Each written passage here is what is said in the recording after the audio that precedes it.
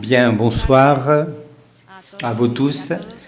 Grand merci d'être à nouveau ici présents, de nous accompagner dans ces heures terribles juste après le repas, ce qui démontre sans doute votre fidélité à ce projet, à continuer à partager ensemble ces instants. Pour ceux qui connaissent bien ce projet, comme vous le savez, les Trobades et les prix méditerranéens, ce qu'ils souhaitent être, comme je disais ce matin, hormis une plateforme des voix actuelles, c'est aussi cette revendication, n'est-ce pas, de la pensée d'Albert Camus, mais aussi et surtout sa transcendance de nos jours, dans ce dialogue permanent avec l'actualité. Et nous souhaitons partager le legs d'Albert Camus, comprendre sa dimension sans doute révolutionnairement humaine. C'est la raison pour laquelle cet après-midi, nous avons deux actes qui vont dans la même direction. D'une part, j'ai demandé à Anne Proutot, Anne qui est actuellement effectivement la présidente des études camusiennes, et pour ceux qui ont déjà participé dans les Trobades, elle la connaissent parce qu'elle a déjà été membre de notre prémis et aussi elle a été conférencière. Alors, je lui ai demandé à Anne, comme spécialiste de l'œuvre et de la vie d'Albert Camus, de réaliser une réflexion sur cette phrase qui est de notre protagoniste qui dit « Vivre, c'est ne pas se résigner ». J'ai demandé qu'elle réalise une réflexion autour de cette phrase pour Camus et comment cela peut trouver un écho dans l'actualité de nos jours, car je considérais aussi que c'était une parfaite voie pour ensuite pouvoir voir ce documentaire des vies d'Albert Camus et connaître cette multiplicité ou les plusieurs vies de ce personnage aussi puissant, aussi phare pour nous, et qui dans ce documentaire que vous allez pouvoir voir, qui me semble un véritable bijou comme archive et qui est sorti justement en 2020, 60 ans après la mort d'Albert Camus, et où a lieu une série d'interviews, parmi lesquelles se trouve évidemment Catherine, mais enfin, je vous raconterai un peu plus tard. Je vous laisse donc avec Anne Proutot pour qu'elle nous dise qu'est-ce que cette phrase cache ou montre même dans l'actualité, et je suis sûr qu'elle va nous donner beaucoup de clés de compréhension pour nous tous. Merci beaucoup.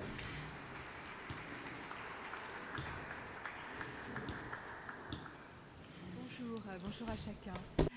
D'abord, je voudrais dire combien je suis heureuse d'être à Minorque, de revenir à Minorque, et comment je suis vraiment attachée et que je m'attache de plus en plus à ces Trobades Camus, que je trouve que c'est une intuition magnifique et qu'il y a énormément de sincérité, d'enthousiasme, de créativité vraiment dans ces rencontres. Et je sens que c'est vraiment aujourd'hui dans le paysage un mode, un lieu privilégié vraiment pour faire rayonner la pensée camusienne. Alors je suis vraiment heureuse et je vous remercie beaucoup de cette invitation.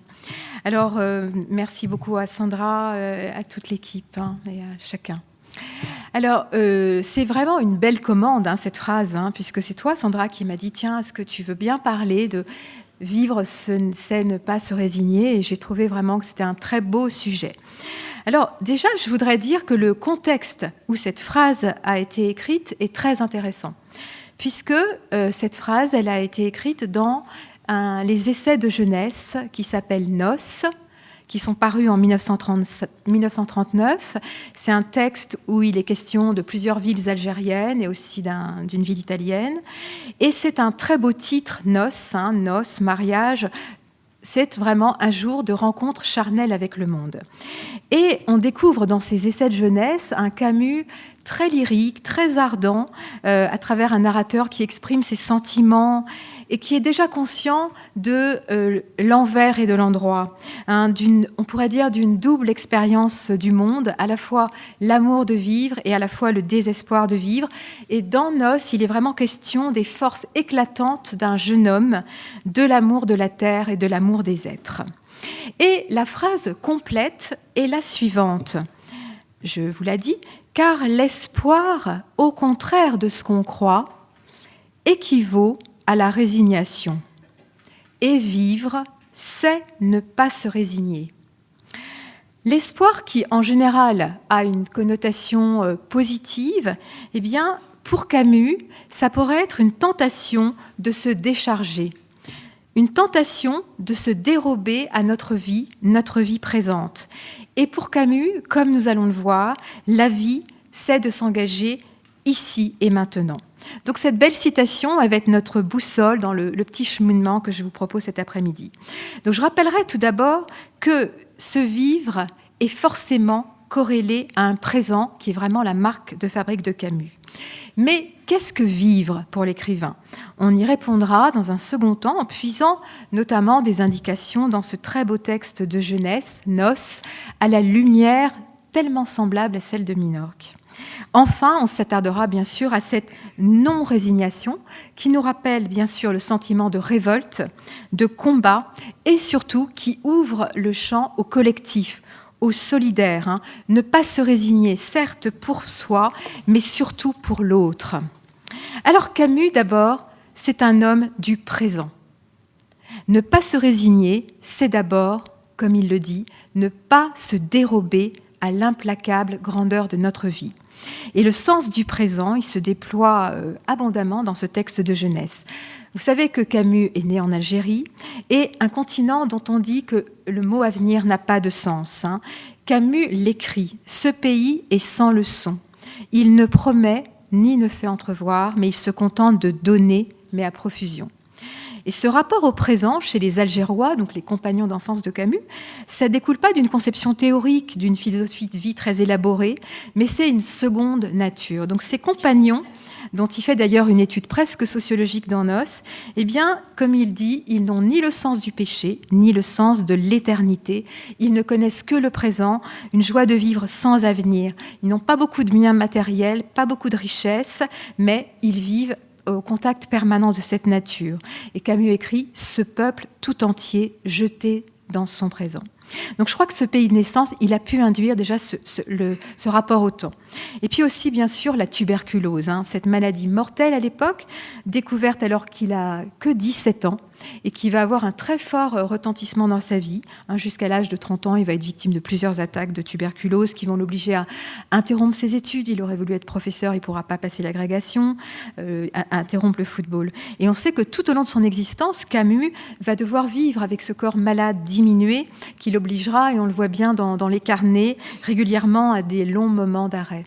Donc pour ce jeune homme, qui jusqu'à présent ne connaissait dans son Algérie natale que la force éclatante de la jeunesse, les baignades, les parties de foot, c'est la fêlure, c'est la découverte de l'envers du décor. Hein. C'est vraiment la prise de conscience de l'absurde que demain, et un demain qui est peut-être demain, sera peut-être synonyme de mort. Et on voit bien aussi dans Nos, cet écrivain de 26 ans qui est dépouillé de toutes ses certitudes, qui fait face à l'éventualité de la mort. Et cette épée de Damoclès, moi je pense aussi qu'elle renforce son ardeur à vivre maintenant. Et il multiplie les remarques en ce sens. Hein. Ne pas se résigner, c'est refuser tous les plus tard du monde pour ne pas renoncer à sa richesse présente. Ou alors il parle du fait de se jeter dans ce présent, finalement le seul temps qui nous appartienne vraiment. Et je dois dire que ce sens du présent n'abandonnera jamais Camus, et il le guidera même dans ses combats futurs. Il s'agira toujours pour lui de ne pas se laisser aveugler par les idéologies qui vantent les lendemains qui chantent. Aucune injustice présente ne pourra, à ses yeux, légitimer une justice future. Et dans L'homme révolté, il va consacrer de très belles pages, et on l'entendait, je crois, ce matin par l'intermédiaire de Judith, à la vraie générosité envers l'avenir qui consiste à tout donner au présent. Donc c'est la première chose que je voulais dire cet après-midi, cette non-résignation, elle prend son sens dès maintenant, dès aujourd'hui pour Camus. Alors Camus, homme du présent, et deuxièmement, je voudrais dire Camus, grand vivant. Quand Camus parle de la vie, ce n'est pas d'abord d'ordre intellectuel, mais sensuel. Et Camus a très bien exprimé dans Nos comment cette vie, elle passe par le corps. Et c'est pour ça que moi, on ne le voit pas là, mais j'adore cette photo que vous avez choisie de Camus, qui lève la jambe. Je crois qu'il est sur l'île Saint-Honorat. Oui, cette photo d'un Camus en mouvement, où son corps vit. Et il faut relire ces pages, justement, où la personnalité de Camus s'exprime et dévoile ce que ça veut dire être présent au monde. Il s'agit, écrit-il, d'ouvrir les yeux et le cœur à la grandeur du monde. Et tous les sens y passent. La mer d'argent, donc la couleur d'abord, les bougainvilliers rosas, les hibiscus, les fleurs violettes, les senteurs avec le romarin qui prend les odeurs franches qui prennent à la gorge. Vivre pour Camus, c'est vivre franchement de tout son corps, dans une expérience d'abord sensuelle qui consiste à faire entrer ce parfum dans le corps. Et éprouver le monde, c'est aussi l'éprouver, se laisser toucher par lui, le toucher dans presque un rapprochement amoureux. Et il y a dans l'épisode de Baignade, dans Nos, on voit que cette fusion avec les éléments est totale. Et quasiment dans toutes les œuvres de Camus, vous trouvez, et ce n'est pas un hasard, une description de baignade, comme un lieu de dépouillement et un lieu de plénitude dans la rencontre du monde. Il écrit « Mer, campagne, silence, parfum de cette terre. Je m'emplissais d'une vie odorante et je mordais dans le fruit déjà doré du monde, bouleversé de sentir son jus sucré et fort couler le long de mes lèvres. » Donc cet amour du monde, il est concret. Il s'expérimente, il se vit avec le corps. Le choix de la citation qui est mise en exergue du mythe de Sisyphe en dit beaucoup de ce rapport à la vie. Il s'agit d'une phrase de Pindare. « Ô mon âme, n'aspire pas à la vie éternelle, mais épuise le champ du possible. » Mais épuise le champ du possible. Tout à l'heure, on va voir un film qui s'intitule « Les vies d'Albert Camus » et je trouve que c'est un beau titre, « Les vies d'Albert Camus ». On voit bien que dans une vie, on verra dans une vie si courte, à peine 46 ans, on va voir comment Camus multiplie, tente d'épuiser le champ du possible et multiplie les types d'engagements. Mais des engagements qu'il va vivre à fond, journaliste, homme de théâtre, c'est un genre qu'il a aimé avec passion, les amours, les amis, le sens de la fraternité, les prises de position.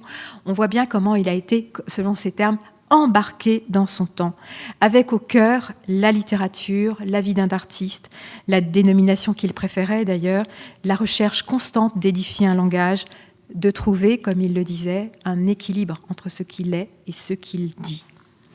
Alors, Camus, homme du présent, un grand vivant, sensuel, qui tente d'épuiser ce champ du possible, il nous reste maintenant à évoquer cet homme solidaire qui ne se résigne pas. Alors, premièrement, face à la découverte de l'absurde, vraiment Camus, comme d'autres d'ailleurs, aurait pu autoriser le mépris, le suicide, la nausée, le « à quoi bon », la résignation. Et au contraire, dans le court temps de sa vie qui est imparti à l'homme, Camus estime que ça vaut la peine.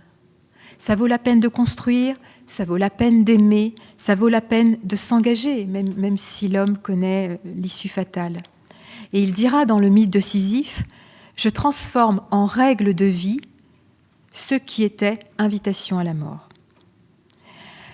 Ensuite, je voudrais dire que cette non-résignation, elle s'origine dans un profond amour du monde et des êtres humains. Camus écrit « Sentir ses liens avec une terre, son amour pour quelques hommes, savoir qu'il est toujours un lieu où le cœur trouvera son accord.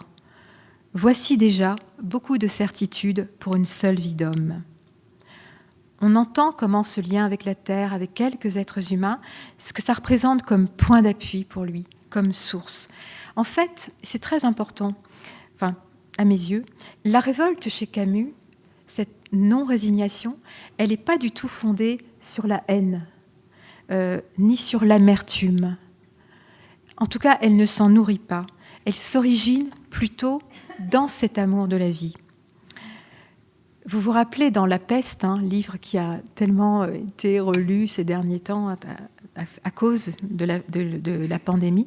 Dans La Peste, vous vous souvenez, les deux amis, Tarou et Rieux, vont se baigner, encore une baignade dans l'œuvre de Camus, vont se baigner pour faire amitié. Et cette scène, elle est très importante parce qu'elle se situe un peu dans un hors-temps, en ce sens qu'on comprend tout de suite que pendant ce moment de baignade, la vie continue ailleurs. Et quand je dis la vie, c'est la peste, ses ravages, le malheur qui s'abat sur la cité. Et en fait, la fin de la séquence, la fin de la baignade, insiste sur cette parenthèse d'amitié, parenthèse de bonheur qu'ont vécu Tarou et Rieux. Et désormais, dit-il, il va falloir recommencer. Mais ce moment qui a été arraché à la lutte n'est pas du tout considéré comme une trahison aux yeux des deux hommes de bonne volonté. En fait, cela devient presque un devoir de continuer à aimer la vie pour mieux la servir par ailleurs, pour mieux repartir au combat. Et Tarou résume cette pensée très camusienne, à savoir que le temps de ressourcement ne lèse en rien le temps consacré à la lutte, par cette phrase « Bien entendu, un homme doit se battre pour les victimes, mais s'il cesse de rien aimer par ailleurs, à quoi sert qu'il se batte ?»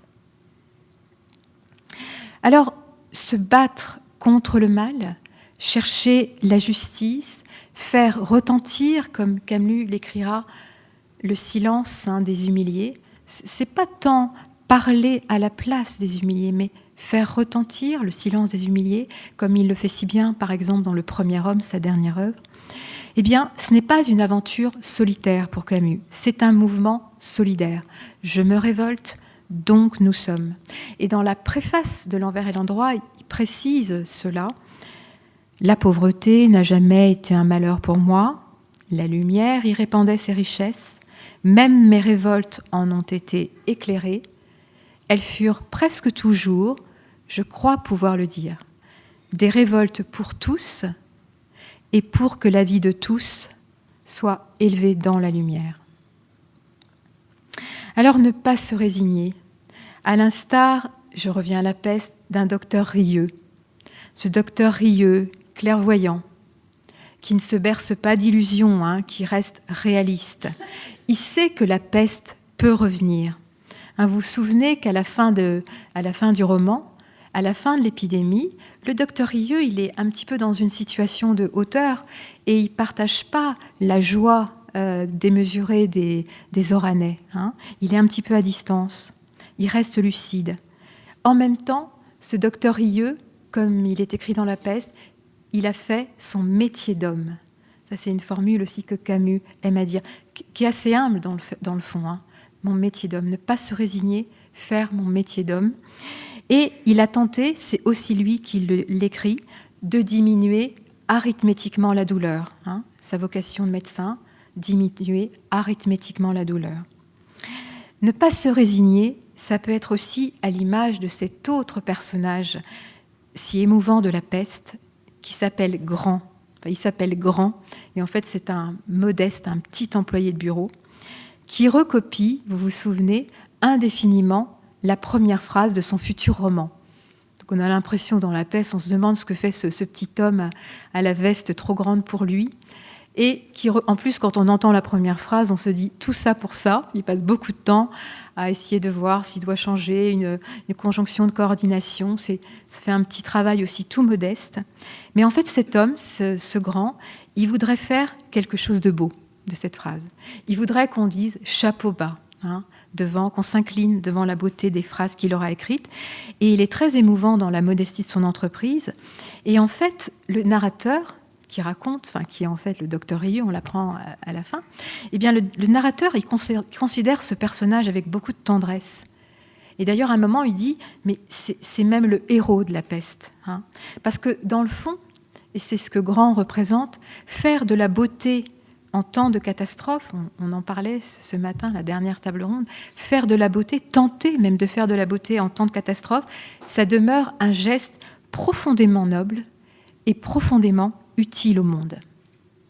Et ça, c'est sûr que pour Camus, ne pas se résigner, ça a été d'être et de devenir, d'essayer de devenir un artiste. Créer, on pourrait dire, pour tenter de repousser ce rocher de Sisyphe. Et je pense à l'écriture de L'État de siège. L'État de siège, cette pièce de théâtre, vous savez, qui se passe en Espagne. Et un intellectuel de l'époque de Camus va s'étonner que, quand je dis s'étonner, il va y avoir une petite controverse entre eux. Gabriel Marcel s'étonne que l'action de l'état de siège se situe en Espagne, sous-entendant, Gabriel Marcel, que la tyrannie totalitaire est beaucoup plus présente dans les pays de l'Est. Mais Camus va lui répondre à travers un courrier, et on sait à quel point Camus s'est engagé contre l'Espagne franquiste, et il défend ce choix initial auprès de Gabriel Marcel en déclarant, je cite, qu'il faut témoigner, écrier, chaque fois qu'il est possible, dans la mesure de notre talent, pour ceux qui sont asservis comme nous. Et dans le même texte, il utilise cette formule que je vais vous lire maintenant et qui m'a toujours interpellée. Si j'avais eu plus de talent, la réparation eût été plus grande. Si j'avais eu plus de talent, la réparation eût été plus grande. Donc Camus fait vraiment un lien immédiat à la qualité de son œuvre littéraire. Il y a d'un côté ses engagements en tant qu'homme et il y a son engagement en tant qu'artiste. Et s'engager dans cette quête de la beauté, pour lui, c'est vraiment, je dirais, une forme de résistance à part entière. Créer de la beauté, édifier un langage. Si malgré tant d'efforts pour édifier un langage, c'est ce qu'écrit Camus en 1958, presque à la fin de sa vie. Donc, créer de la beauté, une forme de résistance à part entière. Et en même temps, on pourrait dire, peut-être que pour Camus, tout est facile, vivre, c'est ne pas se résigner. Je dirais qu'en dépit de sa détermination, ça n'empêche pas Camus de traverser des périodes de doute incroyables.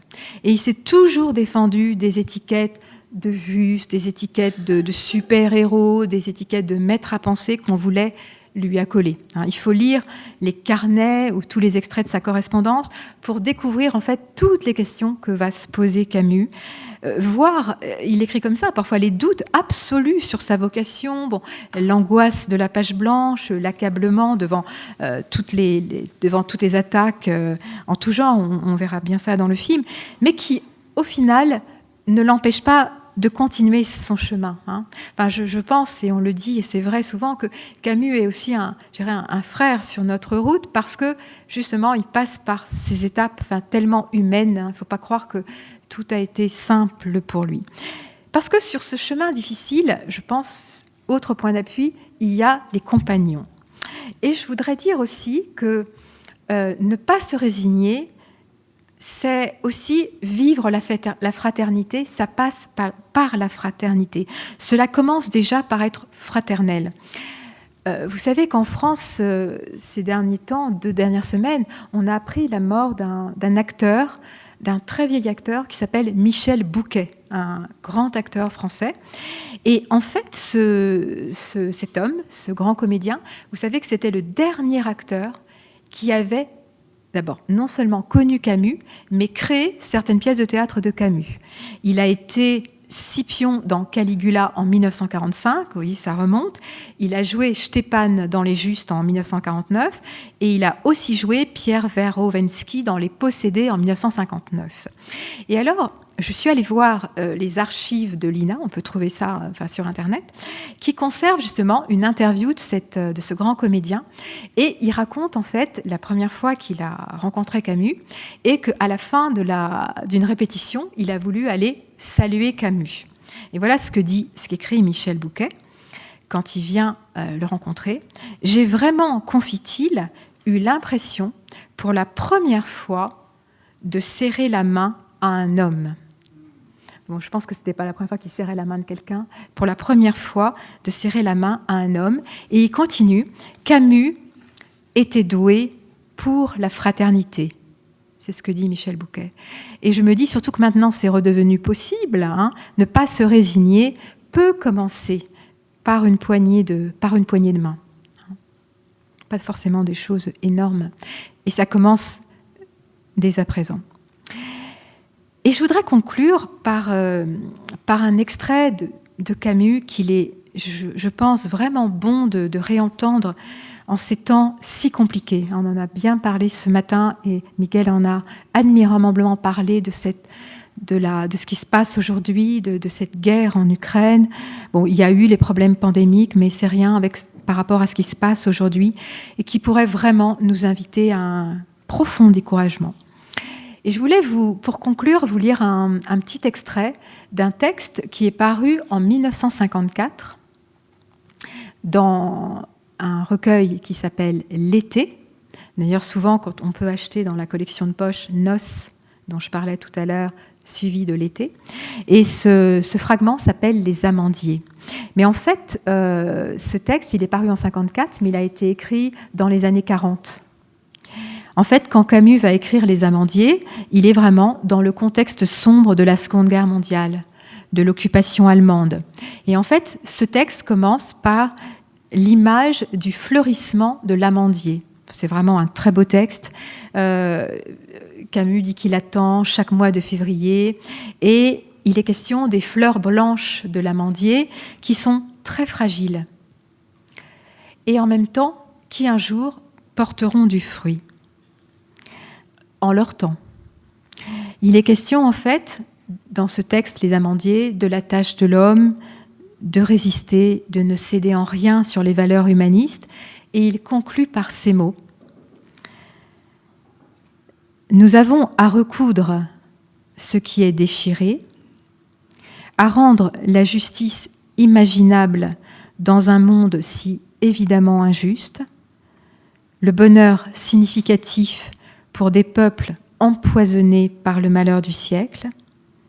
Naturellement, c'est une tâche surhumaine, mais on appelle surhumaines les tâches que les hommes mettent longtemps à accomplir. Voilà tout. Je vous remercie.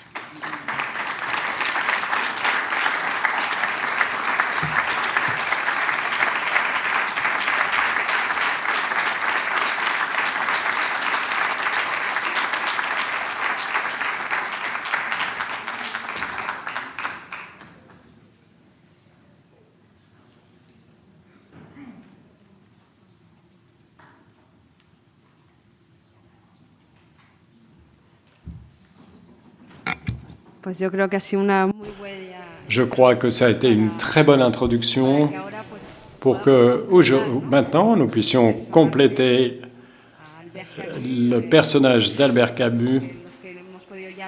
Et ceux qui avons déjà pu voir ce documentaire, vous allez voir qu'il y a beaucoup d'informations et beaucoup de nuances aussi que nous avons vues tout au long de ces années.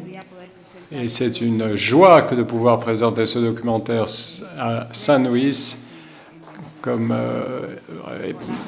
pour une première à Menorque. Et après le film, nous aurons une grande surprise, c'est d'avoir avec nous toute la famille que vous allez voir, dont vous allez voir le portrait dans le documentaire. Alors, on se revoit après le film.